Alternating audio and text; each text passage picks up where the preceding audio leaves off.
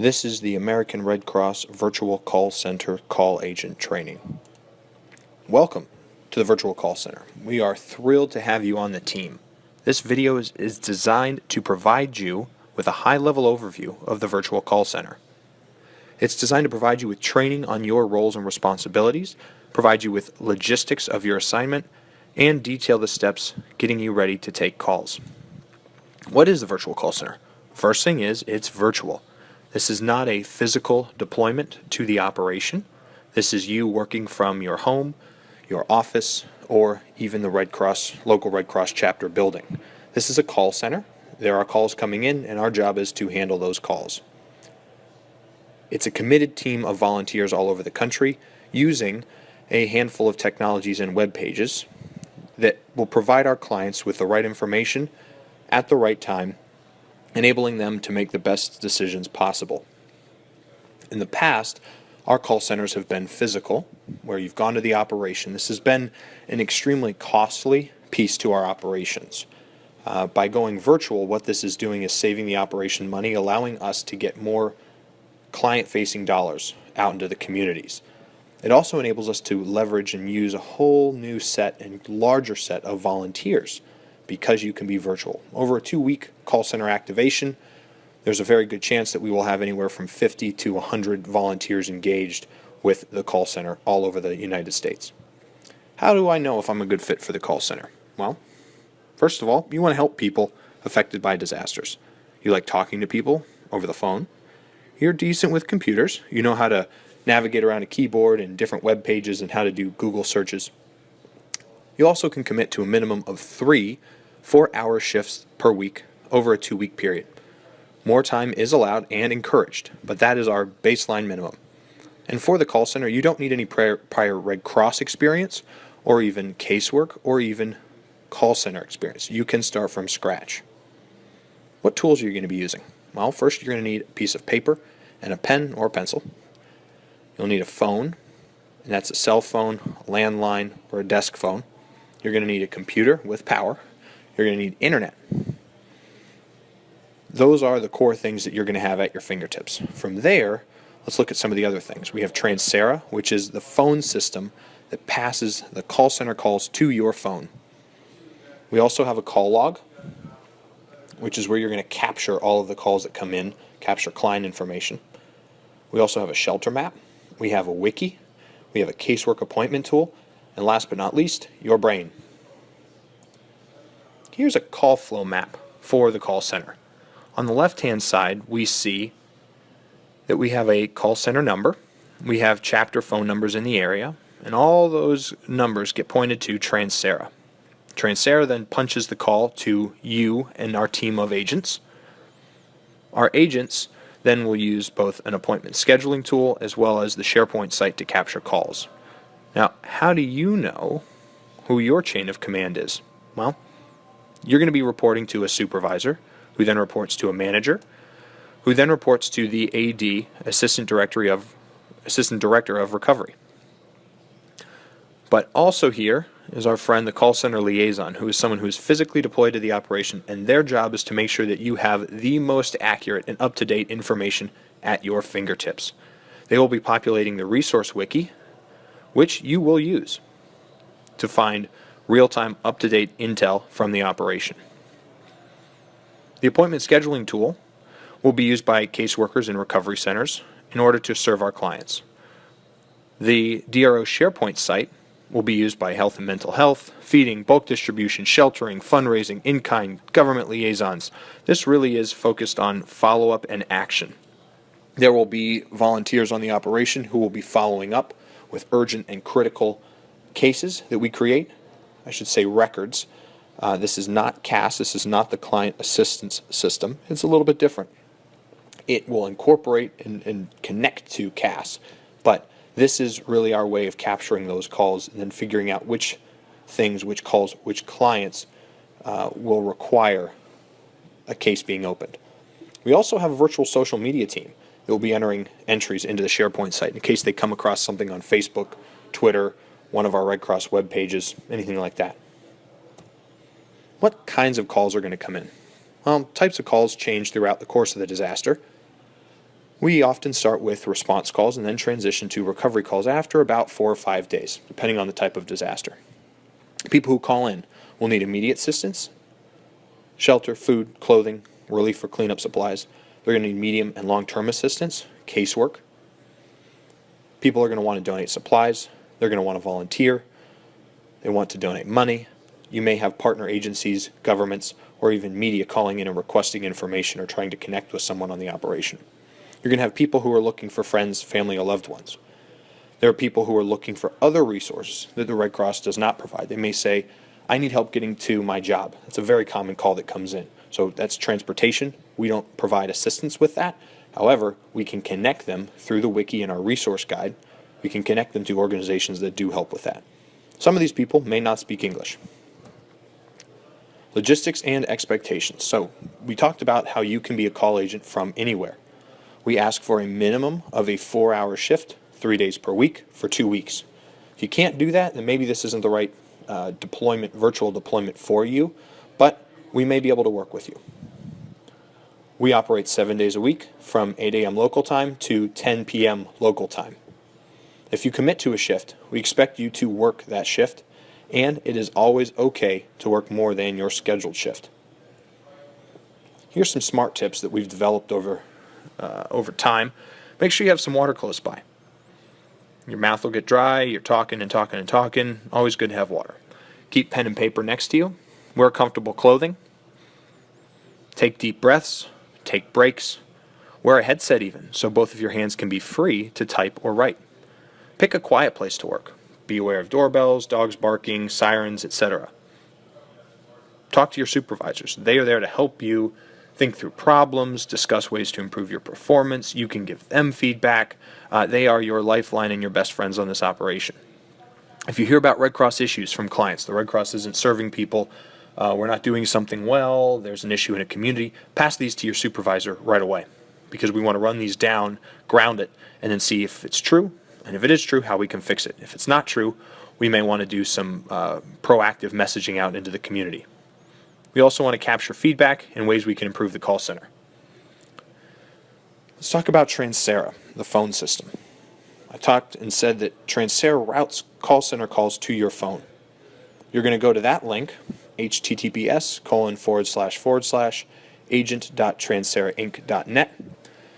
You'll log on.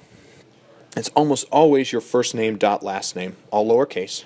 Your password will likely be welcome1, lowercase w. Enterprise is ARCRCE, all caps. Then you'll click next, and then it'll ask for a DN. That's your phone number. So it's in your area code first. You also want to put a 1 in front of it. So 1-202-303-7579. Then you click go. From there, you need to go available. Why do you do that? Transcera doesn't just send a call to your phone. It has to know, hey, I'm sitting here, I'm ready, I'm at the phone, ready to rock and roll. When you click available, the next call that comes in to the call center, it's going to look for the agent that's been sitting available the longest period of time, and if that's you, call goes right to you. The way you answer the phone is the way that you normally answer your telephone.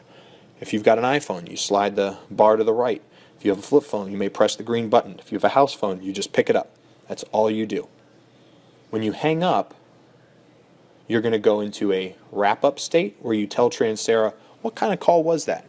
That also is a way for you to reset and say, am I ready to go again?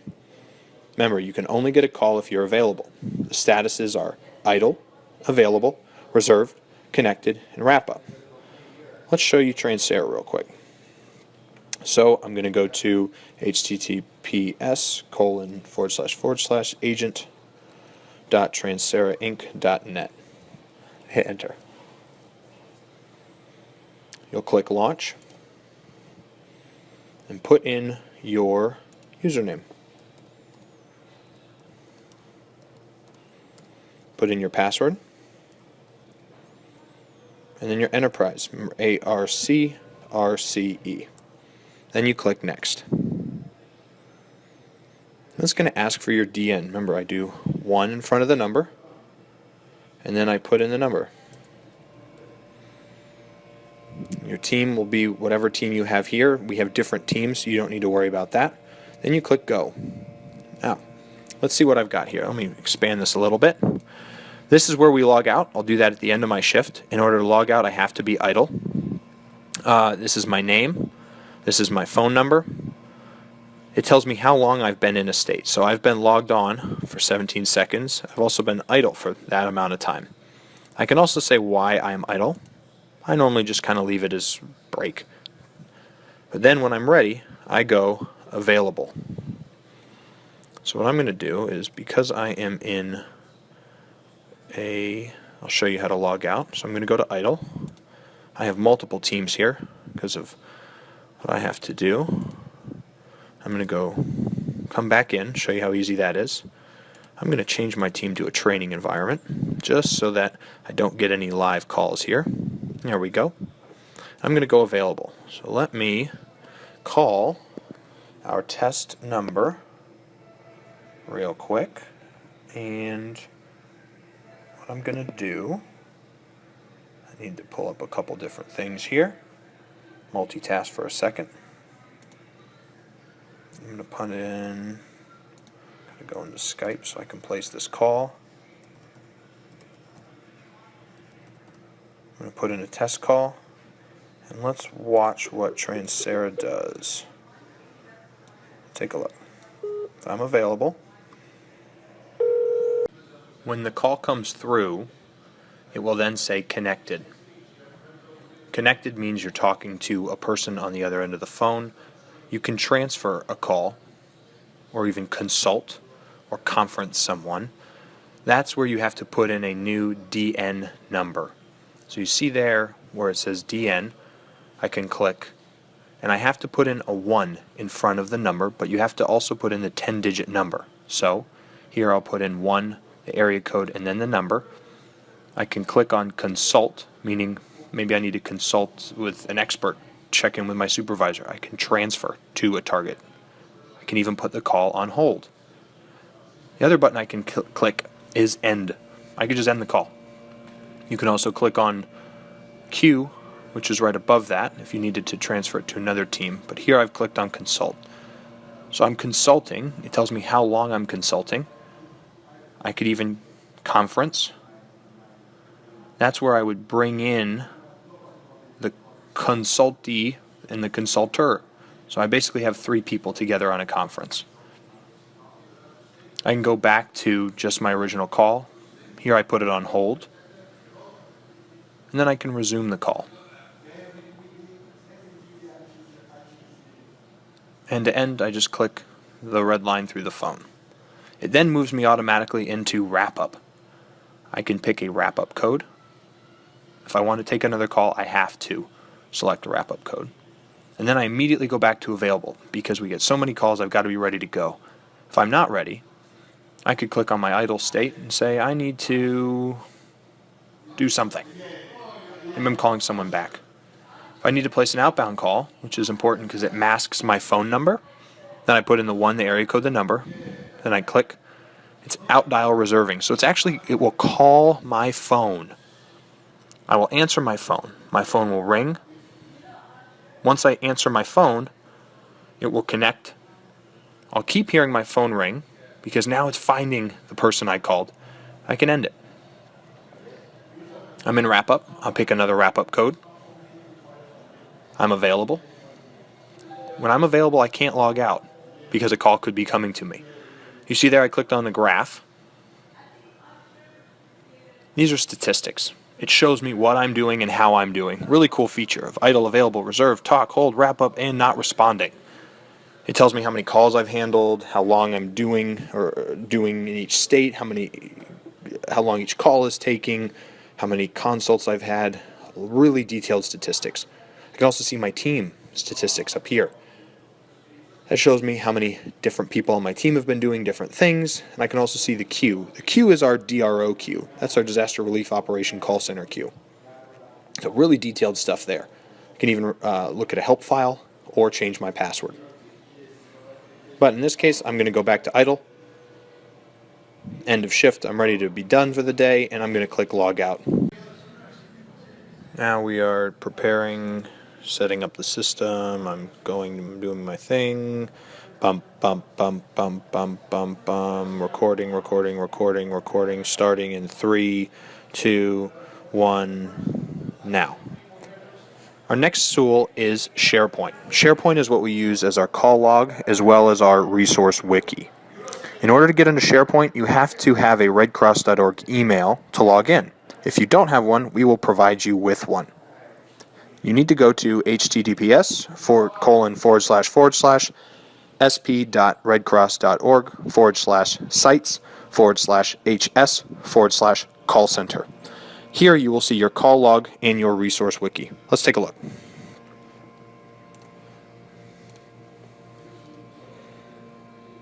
Here I am. I'll hit enter.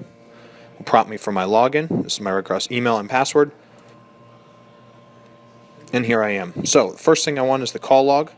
When you want to open up multiple tabs on your computer, if you have a PC, you can click Control, and it'll open up the call log here. I also need to open up my wiki. So Control, click. Let's look at the call log. The call log here takes me to all items. You will see every call that we've taken. So far in our log we have over 6,000 calls, and you have a view here where you can see client name, the number, county priority narrative, follow-up, all of these different things. But what you really care about is items. We may need to create a new item. You do this for every call that comes in. If the client speaks a different language than English, you can indicate that here. You can also capture the client's first name and last name. You must require the last name. Where you see a red asterisk, that is a required field. Client mobile phone number, required. If they don't have a mobile phone number, put in the number they do have, but we really want mobile in here as much as possible. You'll find that about 95% of clients will be calling you from a mobile phone. Street address. We want the address, the city, the state. In this case, our most recent relief operations have been in South Carolina, California, and Texas. We will manage this so that you see just a couple states here to choose from to keep your life really easy. Then you see zip code. Put in the zip code, county. In this case, the call log, the only active relief operation we have is Texas, in the Houston area for floods. And this is where you can click one of the counties impacted. We will manage this list as well. If you get a call from outside, then you keep this blank, and you could put in a different county, the Arlington County. The district, also very important to ensure that this call gets to the correct operators on the ground, whether in this case you would be Houston, North Texas, or C-Star. These districts are indicated here in the description section. The narrative is really important. You'll find that narratives usually range 3 to 4 sentences, a paragraph really. But this is something that we're going to look at to really understand what's going on with the client and what that client's needs may be. We also have some really solid yes-no questions that will help us quickly triage, tag, and target the call to the right place. Does this call need follow-up? If somebody from the Red Cross needs to work with this client beyond just you speaking with them on the phone, click yes. This means that that client will receive a callback, they will receive follow-up, they may not have a case opened in CAS, however, they will be followed up with, and that could even be by someone in the operations group to ensure that there's a shelter, there's food, there's relief supplies, whatever it might be. For the priority, critical, high, low, this is also a really important field and drop down to follow. Low, caller has housing needs, none, or no housing needs, temporary, maybe they're staying with family or friends. This is something where it requires follow-up more than 12 hours out, or maybe no follow-up at all. If the priority is high, the caller may have health or mental health needs.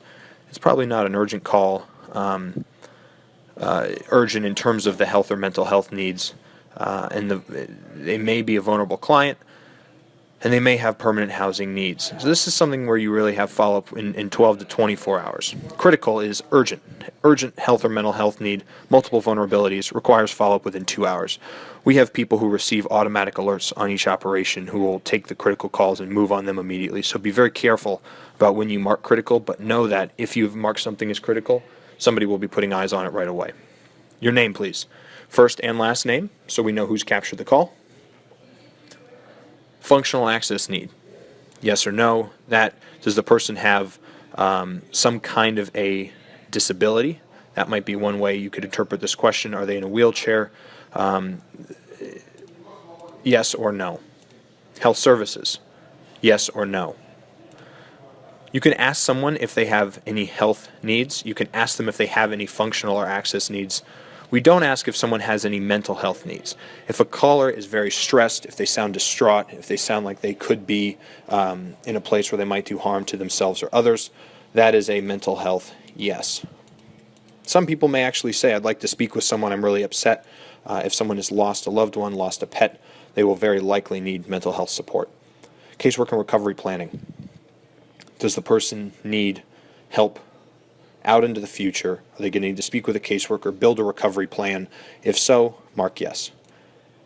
Donation, media, or government outreach, this one's pretty simple. If someone is trying to donate supplies, things, money, if someone is calling from the media, or if someone from a government or partner agency is asking us about something, we mark yes. We then can ask the client. These can be filled out in a 10-second period of time.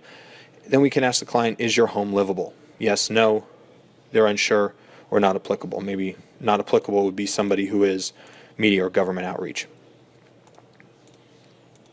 This is going to help us with our damage assessment. And then DRO, in this case, the only DRO we have is in Texas.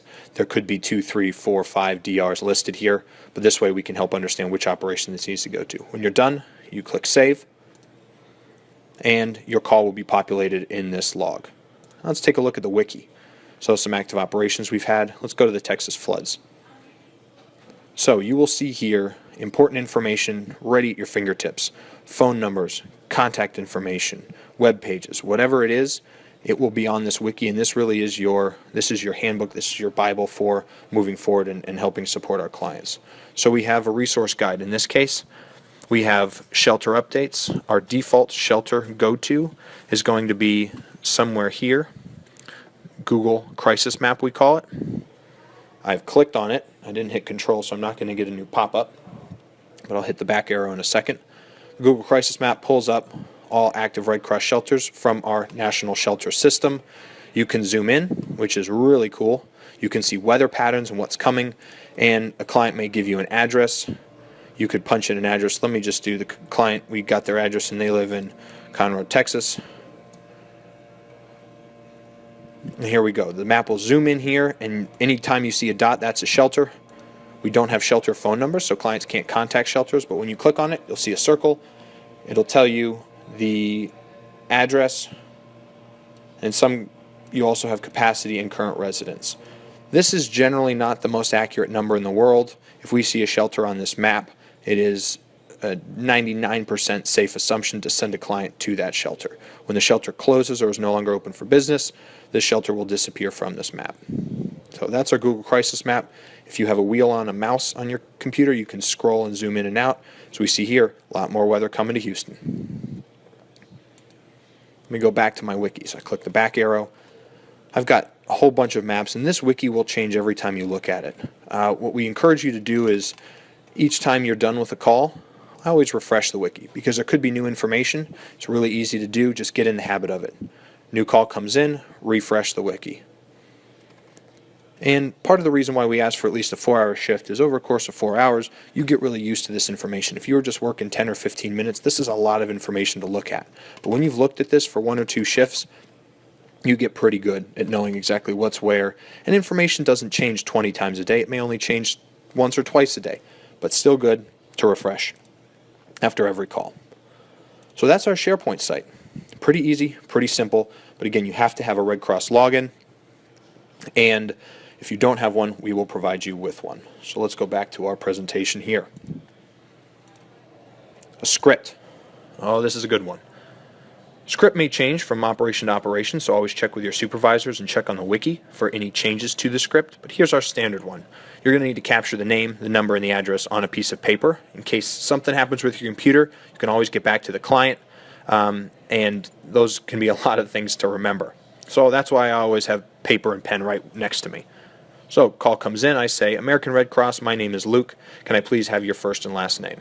Client responds, thank you. Can I please have your 10-digit phone number in case we get disconnected?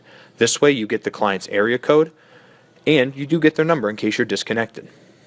Thank you. Have you been impacted by the floods, impacted by the tornado, impacted by the earthquake, impacted by the fire? So you can insert anything here. This current script that we're using says floods.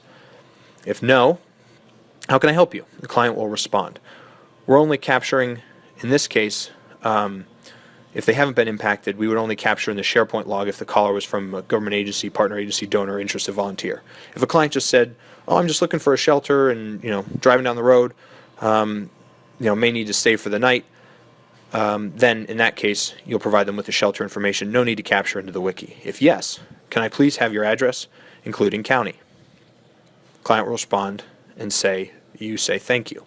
So this way, in the first 30, 45 seconds, minute, you have their name, their number, and their address, and you know if they've been impacted by the floods, really just by asking yes/no questions. Then we say, can you please describe your immediate disaster-caused needs? Client can respond in one of many different ways. So here's a couple examples with our flood script. Someone will say, I'm looking for assistance since my house was flooded. Your response, I'm very sorry to hear that. Would you like to set up an appointment to meet with a caseworker? If yes, we'll skip to the appointment steps. If no, is there anything specific I can help you with over the phone? Both yes and no. Do you have any immediate needs that I can help you with over the phone? If the client describes any, you would begin completing a SharePoint record. The reason we're going with appointment steps, if someone has made an appointment, we will not need to capture it into our SharePoint site because they're going to go speak with a caseworker. We don't want that client to tell us things over and over and over again. It gets tiring. Some client may say, I heard you're all giving out money. Here's a good standard response. The American Red Cross is working with impacted city, county, and other community organizations to support individuals and families affected by the disaster. You could insert fire, flood, tornado, whatever it is. I cannot provide you with any financial assistance over the phone. Would you like to set up an appointment to meet with a caseworker? This way you are redirecting the client. If the client says yes, you could skip to appointment steps. If no, is there anything specific I can help you with over the phone? Client may say, I have a health, medical, emotional, functional, or access need, issue. They may say, I have a disability, I'm in a wheelchair. Anything like that. Can I ask you a few more questions so that I can get your information to the best person on the ground? If yes, can you describe your needs? At this point, we're completing a thorough SharePoint record. If no, I will not be able to pass your information on since I cannot complete my set of questions. Is there any information I could help provide you over the phone? If someone doesn't want to provide us information, that's okay. But we need to make it clear that we won't be able to give them detailed or thorough help. Always refer to the wiki for every caller. That's where you've got your up-to-date real-time information from the operation. Make sure you hit that refresh page. For clients who want casework appointments, always remind them that they need photo ID and proof of residence. If they don't have photo ID or proof of residence, they may have lost it in the disaster. Still let them know that information. They can still show up to the recovery center, but let them know it may be a little bit longer of a process to get them the proper and appropriate assistance. Now I talked about the appointment tool. Let's take a look at that. This is a tool to schedule casework appointments with our clients. So we're going to go to this webpage, www.redcrossrecovery.org. You're going to pick a site, a date, a time, and fill out all required client information. Let's take a look.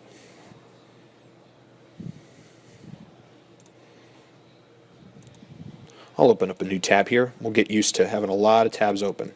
I usually have about 5 or 6 tabs open when I'm working the call center. RedCrossRecovery.org. Here we go. So remember, people applying for Red Cross assistance are required to bring identification, showing address and proof of residence to be eligible for assistance. So we're going to click OK. Now, here you will see service centers that are available. If there are multiple disasters, you may see multiple disasters right at redcrossrecovery.org, and then you'll have to pick the appropriate disaster to find the right service centers to provide assistance. You'll have addresses or description of service centers here. They may have hours, they may not. They may have a phone number posted, they may not. So our team will make sure the description is accurate. Let's say a client is looking for an appointment at the Creekside YMCA. It'll refresh. Now, you'll see I can't select dates in the past, and we currently have it set so that you can only schedule clients 4 days out. That could change, but if you see a dark number here, it means you can click on it. Most clients are going to want to schedule appointments for the soonest time available.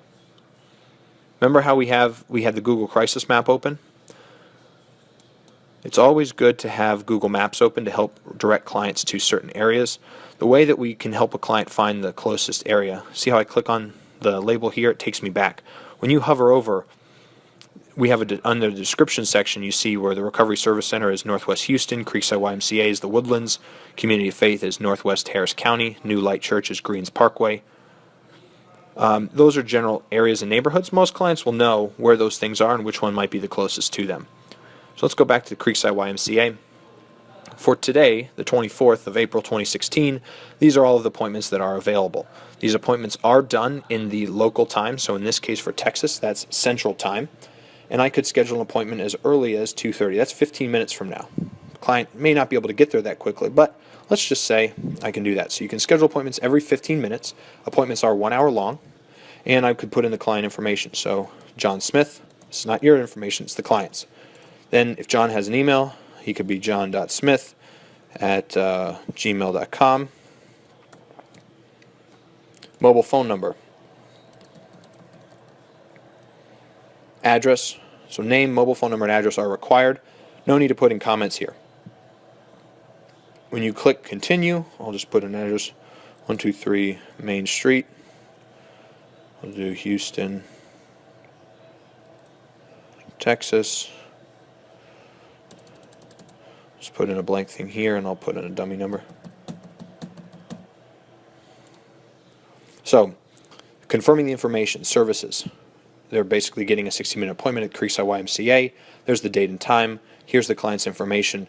And you can default, actually, to getting a text message reminder. That's why we need the phone number for that client, and so we can call them if they don't show up.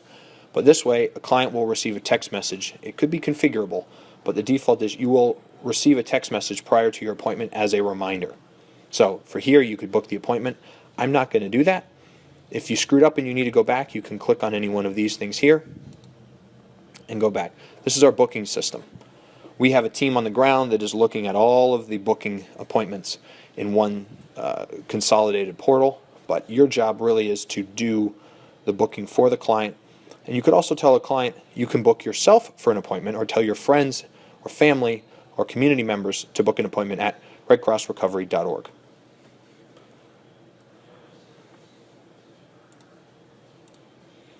We may have Spanish callers or callers who speak another language. If so, we have this interpretation line available, 877-556-6594. When you receive a call from an English as a second language ESL caller, determine the language they speak and tell them you will get an interpreter and put them on hold. If you can't tell the language, that's okay.